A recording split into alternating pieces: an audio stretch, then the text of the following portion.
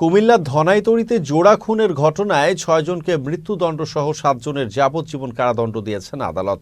এছাড়া দণ্ডিত ১৫ আসামিকেই ৫০,০০০ টাকা জরিমানা করা হয়েছে।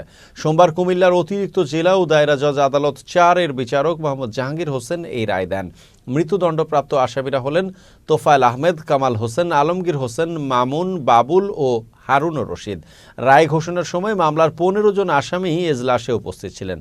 রাষ্ট্রপক্ষের আইনজীবী অ্যাডভোকেট জহিরুল ইসলাম জানান, কুমিল্লা সদর দক্ষিণ উপজেলার ধনাইতড়ি এলাকার তোফায়েল আহমেদ তোতা ও গিয়াস উদ্দিনের ২ পরিবারের জমি নিয়ে দীর্ঘদিন ধরে বিরোধ চলে আসছিল। এরই জেরে ২০১৬ সালের ১২ আগস্ট রাতে চায়ের দোকানে জনসমক্ষে নৃশংসভাবে কুপিয়ে গিয়াস উদ্দিন ও জামাল হোসেনকে হত্যা করা হয়।